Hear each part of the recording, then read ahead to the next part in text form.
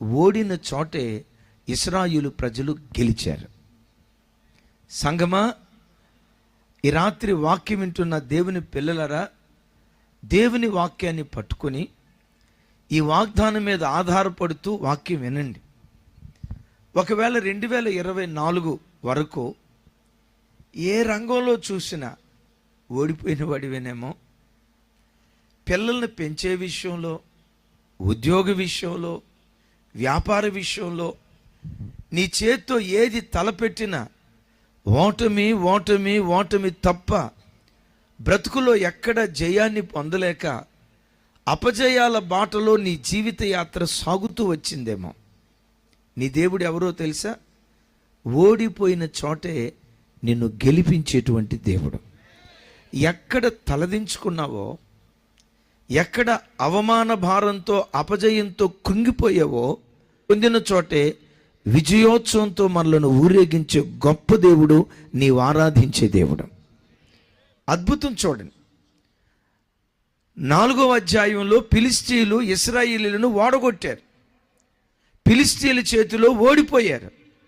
7వ అధ్యాయానికి వచ్చేసరికి ఓడిన చోటే తన పిల్లలైన ఇశ్రాయేలీయులను దేవుడు గెలిపించడం ప్రారంభించాడు. కూర్చొని ఒకసారి ఆలోచించు. గడిచిన సంవత్సరాల్లో ఏ ఏ విషయంలో ఓడిపోయావు? ఆర్థిక విషయాల్లో ఓడిపోయావా? ఆత్మీయ జీవితంలో ఓడిపోయావా? ఆర్థికంగా చితికిపోయి బ్రతుకు అప్పుల పాలైపోయిందా? భార్యాభర్తల మధ్యలో సమాధానం లేక, పిల్లలకు తల్లిదండ్రులకు మధ్యలో సమాధానం లేక, అయ్యా ఏ కోణంలో చూసినా ఓటమి తప్ప, అవమానం తప్ప, నిందలు తప్ప, అపజయం తప్ప బ్రతుకులో గడిచిన సంవత్సరాల్లో ఎక్కడ నా బ్రతుకులో నేను జయాన్ని పొందలేదయ్యా. ఈ అవమానాన్ని భరించలేక కొన్నిసార్లు నేను అనుకున్నా, ఈ బ్రతుకు బ్రతికే కంటే నేను చస్తే పోయిద్దిగా. ఎవరి కొరకు బ్రతకాలి? దేని కొరకు బ్రతకాలి? ఎవరున్నారని బ్రతకాలి?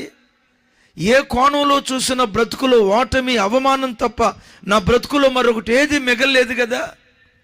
ఈ పరాజయాన్ని అనుభవించేదానికంటే నేను చస్తే మేలని గడిచిన దినాల్లో ఆలోచించేవేమో. ఏ రంగంలో చూసినా అపజయాన్ని పొందుతూ అపజయ భారంతో ఏడుస్తూ బ్రతికేవేమో. ఈ రాత్రి మీతో చెప్పమని దేవుడు నన్ను పురికొల్పుతున్న మాట ఏంటో తెలుసా? గతంలో ఏ ఏ రంగాలలో ఓడిపోయారో అదే రంగంలో ఈ 2025 సంవత్సరం ఓడిన చోటే నీ దేవుడు నిన్ను